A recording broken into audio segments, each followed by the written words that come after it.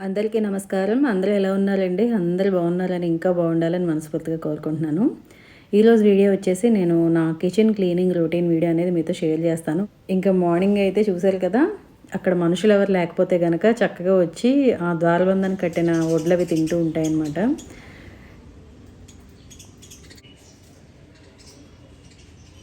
ఇంకా ఈ పనులన్నీ అయిన తర్వాత వీళ్ళు వెళ్ళిన తర్వాత నేనైతే స్టార్ట్ చేశానండి. అయితే ఈరోజు కొంచెం, రేపు కొంచెం అంటే 2 డేస్ కింద పెట్టుకున్నాను. ఎందుకంటే కొన్ని క్లీన్ చేయవలసినవి ఉన్నాయి. యుటెన్సిల్స్ కానీ, అవన్నీ కానీ ఇవన్నీ. అందుకని అలా పెట్టుకున్నాను. ఫస్ట్ ఏంటంటే క్లీనింగ్ ఎప్పుడు పైనుంచండి. ఫస్ట్ సీలింగ్స్ అలాగే ఫ్యాన్ ఇవన్నీ కూడా నీట్‌గా దులిపేస్తాననమాట. ఫ్యాన్ కూడా జిడ్డు పట్టేస్తూ ఉంటుంది. అందుకే ఫ్రీక్వెంట్‌గానే దులుపుతూ ఉంటాను. కిచెన్‌లోది కదా! ఇక్కడ నేను ఈ షెల్ఫ్ అయిపోయిందంటే కనుక ఇంకా కిచెన్‌లో సగం పని పైనే అయిపోయినట్టు నాకు. ఇది పెద్ద షెల్ఫ్ కదా! ముందు ఇది వచ్చేసి ఈ కబోర్డ్ అయితే స్టార్ట్ చేశానండి. నేనేంటంటే ఒక్కొక్కసారి న్యూస్ పేపర్స్ వేస్తాను. లేదా షీట్ ఉంటుంది కదా మనకి. షెల్ఫ్ లైనర్స్ ఉంటాయి కదా! అవి కూడా వేస్తూ ఉంటాను. ఫస్ట్ ఏంటంటే డస్టింగ్ చేసేసి, ఆ తర్వాత కొంచెం వెట్ క్లాత్‌తో అలా తుడిచేసి, ఆ తర్వాత నేను పేపర్స్ అనేవి మారుస్తాను. లేదా లైనర్స్ అయినా వేస్తాను. ముందు నేను లైనర్స్ వేసాను కదా! అవి ఈలోపు వాష్ చేసి డ్రై చేసి ఉంచుతానండి. ఒక్కొక్క షెల్ఫ్ అయ్యేసరికి అవి కూడా డ్రై అయిపోతూ ఉంటాయి. ఎందుకంటే షెల్ఫ్ లైనర్స్ అనేవి వాష్ చేసి మళ్ళీ మనం వేసుకోవచ్చు కదా! కాబట్టి. ఇక్కడైతే గ్లాసెస్ ఇవన్నీ కూడా మళ్ళీ తిరిగి ఆర్గనైజ్ చేస్తున్నాను. కొన్ని వాష్ చేయవలసినయి, కొన్ని వాష్ చేయనివి అంటే మనం రెగ్యులర్‌గా వాడేవైతే అవసరం లేదు. అప్పుడప్పుడు వాడేవి ఉంటాయి చూడండి. అలాంటివి ఏంటంటే ఒకసారి మళ్ళీ నేను వాష్ చేసి వెనకాల ఒకసారి సండల్ చేస్తూ ఉంటాను. అంటే మల్టీ టాస్కింగ్ అనమాట. ఇక్కడ కొంచెం చేస్తాను, అక్కడికెళ్ళి కొంచెం అవి వాష్ చేసి అలా ఎండకి పెట్టేస్తాను. అవి లోపల ఆరిపోతాయి. ఎందుకంటే ఎండ కూడా ఎక్కువ ఉంటుంది కదా మనకి. వెంటనే డ్రై అయిపోతాయి. ఇక ఈ స్టాండ్స్ చూసారు కదా! మనకేంటంటే ఇవి బాగా యూజ్ అవుతాయండి షెల్ఫ్‌ల్లో. అటు ఇటు పెట్టుకోవడం అంటే పైన కింద కూడా పెట్టుకోవడానికి బాగుంటుందని ఇవి నేను కిచెన్ టూర్లో కూడా చూపించున్నాను మీకు. అలాగే 3 స్టెప్ స్టాండ్స్ కూడా యూజ్ చేస్తూ ఉంటాను షెల్ఫ్‌ల్లోకి నేను ఆర్గనైజర్స్ అనేవి. ఇలా అయితే కొన్ని వాష్ చేసి అలా ఎండకి పెట్టేస్తాను. తర్వాత తెచ్చేసి నీట్‌గా తుడిచేసి పెట్టేస్తాను. ఇంగోండి ఇవాళైతే గ్రాసరీస్ కూడా వచ్చేసినాయి. ఈసారి ఏంటంటే నేను మంత్లీ గ్రాసరీ పెట్టానండి. ఎప్పుడు కూడా ఆన్‌లైన్ ఆర్డర్స్ ఎక్కువైపోతున్నాయి అనిపించింది నాకెందుకో. సరే ఈసారి ఇలా కాదు మంత్లీ పెట్టుకుందామని ఈసారి ఇలా పెట్టాననమాట.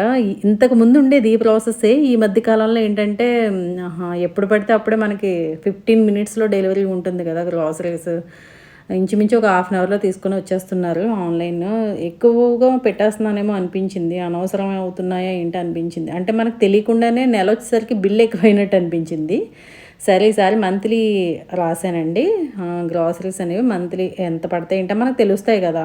అలా రాసి తెప్పించాననమాట. ఇంకా అవన్నీ కూడా కొన్ని ఫిల్ చేశాను. కొన్నేమో ఫిల్ చేయాలి ఇంకా. ఈలోపు ఏంటంటే ఈ బాస్కెట్స్ అలాగే ఆనియన్ పెట్టుకునే బాస్కెట్లు ఉంటాయి కదా! ఆర్గనైజర్స్ ఇవన్నీ కూడా ఒకసారి వాష్ చేస్తున్నాను. కొంచెం డీప్ క్లీనింగ్ అనే చెప్పుకోవాలి ఇవాళ. నేను ఆల్మోస్ట్ ఇంత డీప్ క్లీనింగ్ చేసి చాలా రోజులైపోయిందండి. ఎందుకంటే కొంచెం పైన వరకే క్లీన్ చేస్తున్నాను. డెప్త్‌గా ఇవన్నీ క్లీన్ చేయడం ఈ మధ్య కాలంలో అవ్వలేదు. అందుకని ఇవన్నీ క్లీన్ చేసిన తర్వాత కౌంటర్ కిందొచ్చేసి నాకు కర్టెన్స్ వేస్తాను కదా! ఆ లోపల ఇక్కడ సిలిండర్ ఉన్న చోట ఇవన్నీ కూడా క్లీన్ చేస్తున్నాను. ఏమి లేదండి జస్ట్ తుడిచేసి మాప్ పెట్టేస్తే సరిపోతుంది. ఎందుకంటే డస్టే ఉంటుంది తప్ప మరకలు అలాంటివి ఏమి ఉండవు కాబట్టి ప్రాబ్లమ్ ఏమి ఉండదు. పైగా నాకు ఈసారి ఏంటంటే వాడనివి ఇవన్నీ కూడా తీసేసాను. మనం ఎప్పటికప్పుడు పని చేస్తుందిలే అని ఉంచి అది ఇంకా ఒక 2, 3 నెలలైనా సరే వాడకపోతే గనక అది ఇంకా పని చేయనట్టే మనకి. ఇంకా అలాంటివన్నీ కూడా తీసేసాను. మనమైనా యూజ్ చేసుకోకపోతే ఎవరైనా యూజ్ చేసుకుంటారు. లేదంటే అవి మనం మార్చేసినా పర్వాలేదు. అంటే నా దగ్గర అల్యూమినియం కుక్కర్ ఇవన్నీ ఉన్నాయండి. పెద్దది 4 లీటర్ పెద్దది ఉందనమాట. అవన్నీ పక్కకు పెట్టేసాను. ఎప్పుడోసారి ఉపయోగపడుద్దిలే అప్పుడప్పుడైనా అన్నట్టు. ఇంకా అవి కూడా యూజ్ అవ్వలేదు. సరే ఇంక మార్చేద్దాంలని చెప్పి అవన్నీ తీసేసాను. ఇంకా అందుకని కొంచెం డీక్లటర్ కూడా చేసేసానండి కిచెన్ అయితే. అంటే ఎంత తక్కువ ఉంటే మనకు అంత బాగుంటుంది, నీట్‌గా ఉంటుంది. చేసుకోగలం కూడా. ఎక్కువ క్లమ్జీగా ఉంది, ఎక్కువ సామాను పెట్టేసామంటే అవసరం లేనివి, అవసరమైనవి అన్నీ కూడా ఉన్నాయంటే గనక చేయడం అనేది చాలా ఇబ్బందవుతుంది. అందుకే నేనైతే అలా చేశాను. ఇంకా కౌంటర్ అంతా కూడా నీట్‌గా స్క్రబ్ చేస్తానండి. మొత్తం డిష్ వాష్ లిక్విడ్‌తో స్క్రబ్ చేసేసి గ్యాస్ కూడా అనమాట. ఈ గ్యాస్ ఏంటంటే అస్తమానం నేను నీళ్లు పెట్టి వాష్ చేయనండి. బాగా ఆయిల్ జిడ్డు ఉంటేనే వాష్ చేస్తాను. లేదంటే క్లాత్‌తో వైప్ చేసేస్తాను ఇలా స్క్రబ్ చేసేసి. ఇంకా టైల్స్ ఇవన్నీ కూడా అనమాట. ఇంకా కిటికీ దగ్గరకొచ్చేసి జిడ్డు అనేది నాకు గ్యాస్ పైన ఉన్న కిటికీకే పడుతుంది. ఇటువైపు ఉన్న కిటికీకి అస్సలు పట్టదు. నేనేం చేశానంటే WD-40 అనేది స్ప్రే చేసేసి నీట్‌గా స్క్రబ్ చేసేసి వాటర్ అనేది చేసేసాను. నేను వాటరింగ్ చేసిన అటువైపుకి ఏం వెళ్ళవు కాబట్టి, ఎందుకంటే మాకు వెనకాల కూడా చిన్న బాల్కనీ ఉంది కదా! చిన్న సందు లాంటిది. వాటరింగ్ అంతా చేసేసాను. ఇంకంతే ఒక్కొక్కటి అలాగా వీలు బట్టి ఒక్కొక్క షెల్ఫ్ అలా అయిపోవాలనమాట. అలా చేసుకుంటూ వచ్చానండి ఈసారి. ఇంకిక్కడ గ్యాస్ అయితే శుభ్రంగా క్లీన్ చేస్తున్నాను. చెప్పాను కదండీ ఇలా వైప్ చేసేస్తాను. నీట్‌గా వైప్ చేసేసాను. ఇక్కడొచ్చేసి కార్నర్స్‌లో మనకి బ్లాక్‌గా ఉండిపోతుంది కదండీ! ఏదైనా పొంగినప్పుడు ఆ మాడంతా అలా ఉండిపోతుంది. అదేంటంటే ఇలా చాక్‌తో కానీ, లేదంటే ఏదైనా స్పూన్‌తో, ఫోర్క్‌తో కానీ లైట్‌గా ఎడ్జెస్‌లో ఇలా ఇలా అంటే గనక గీతలేం పడవండి. నాకైతే మీరు చూస్తున్నారు కదా గ్యాస్ ఫస్ట్ నుంచి కూడా గీతలేం పడవు. జస్ట్ ఆ మాడు దగ్గర మట్టికి గీకితే గనక అది కూడా వచ్చేస్తుంది. నీట్‌గా ఉంటుందనమాట. నాకు ఎక్కడ కూడా చిన్న మరక ఉంటే ఏదోలా అనిపిచ్చేస్తూ ఉంటుంది. అది క్లీన్ చేయడం వరకే చూస్తాను మ్యాక్సిమం వీలైనంత వరకు. ఇంకా ఇవొచ్చేసి జిడ్డు పడతాయా అని అడిగారనమాట. జిడ్డేం పట్టలేదండి చక్కగా ఉన్నాయి. మనీ ప్లాంట్ కూడా జిడ్డు పడుతుందని అడిగారు. అసలు మాది కొంచెం కిచెన్ పెద్దది. నెక్స్ట్ ఏంటంటే అటు ఇటు విండోస్ కూడా ఉన్నాయి గదా! అందుకని అంత జిడ్డేం పట్టదండి వంటగదిలో వస్తువులేమని. పైగా మనం కూడా కౌంటర్ క్లీనింగ్ ఎప్పటికప్పుడు చేస్తూ ఉంటాం కాబట్టి పర్వాలేదు.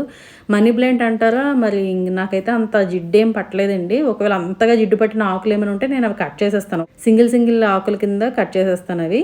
కొమ్మల కింద కాకుండా. ఇంకా గ్రాసరీస్ అన్నీ ఇవాళ ఫిల్ చేసేసాను.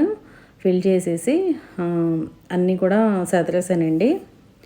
ఎక్కువగా గ్లాస్ జార్స్ ఇవన్నీ కూడా తేనె సీసాలకి మనకి నెయ్యి బాటిల్స్‌కి వస్తాయి కదా!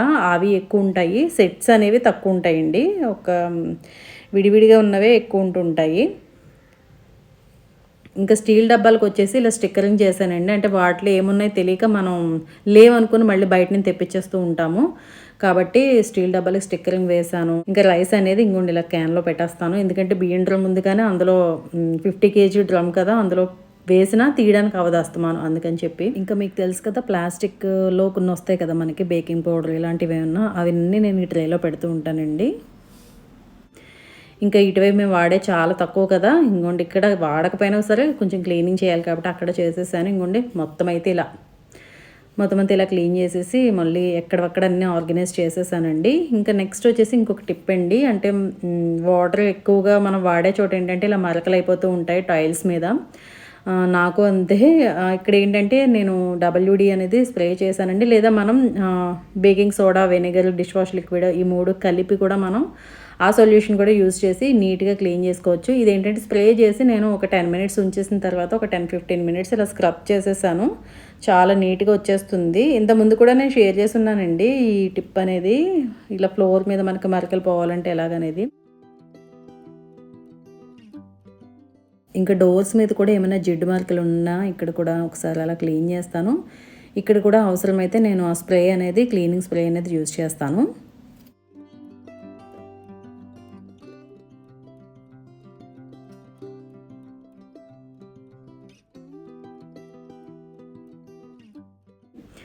ఇంక అంతా అయిపోయిన తర్వాత ఈ కౌంటర్ ఒక్కటే ఉంది. ఇంక ఈ కౌంటర్ ఏంటంటే నీట్‌గా తీసేసి అన్నీ ఓవెన్ ఇవన్నీ మళ్ళీ ఒకసారి క్లీన్ చేసేసి షెల్ఫ్ అంతా కూడా తీసేసి మళ్ళీ అవన్నీ వైప్ చేస్తున్నానండి. ఎక్కువగా అన్ని క్లీనర్స్ ఏమి యూజ్ చేయనండి. ఎక్కడైతే బాగా మరకలు పడి అవసరం ఉందో అక్కడే క్లీనర్స్ యూజ్ చేస్తాను. మామూలు చోట జస్ట్ వెట్ వైప్ అంతే. ఇంకేం ఉండదు. క్లాత్ అనేది ఒకటే కలర్ ఉందని ఒకటే వాడానని అనుకోకండి. విడివిడిగానే ఉంటాయి క్లాత్స్ అనేవి. కాకపోతే అన్ని కలర్స్ ఒకటే అనమాట. ఈ నా దగ్గర ఉన్నవన్నీ ఈసారి. ఇంకిక్కడ మాత్రం కిచెన్ క్లీనర్ వేసి కొంచెం స్ప్రే చేసి వైప్ చేశానండి నీట్‌గా. ఇంకా మళ్ళీ ఇవన్నీ తిరిగి ఎక్కడెక్కడ ఆర్గనైజ్ చేశాను. మీ పనులు ఎంతవరకు వచ్చినాయి? ఉగాది కదా! క్లీనింగ్స్ అనేవి కొంచెమైనా చేసుకుంటూ ఉంటాము మనం. కొంతమంది ఉగాదికి చేస్తారు, కొంతమంది దసరాకి చేస్తారు. అలా ఉంటుంది కదా!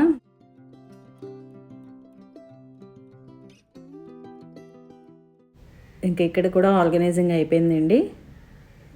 కర్టెన్స్ కూడా నిన్న నైట్ వాషింగ్ వేసాను. మార్నింగ్ డ్రై అయిపోయినాయి. అవి కూడా వేసేసాను. ఇంకా ఇటువైపు కౌంటర్ నిన్ననే క్లీన్ చేశాను కదా నైట్. మొత్తం అన్నీ అయిపోయిన తర్వాత ఇంకా ఇవన్నీ కూడా ఫిల్ చేసేసి గ్రాసరీస్ అనేవి ఇందాక పెట్టాను కదా ఆ షెల్ఫ్‌లో ఇక్కడ కూడా ఇప్పుడు పెట్టేశాను. కొంచెం చిన్న డెకార్ అనమాట. ఎందుకంటే ఎక్కువగా వర్క్ చేసేది ఇక్కడే కాబట్టి ఆ ఏరియా అంతా కొంచెం చూడడానికి బాగుంటుందని. ఈ ప్లాంట్ చూసారా హ్యాంగింగ్, అవి నేను మన దగ్గర టర్టిల్ వైన్ ఉంది కదా ఆల్రెడీ, చిన్న ఒక 4, 5 కొమ్మలు గుచ్చాను. అది అంత ఎదిగిందనమాట.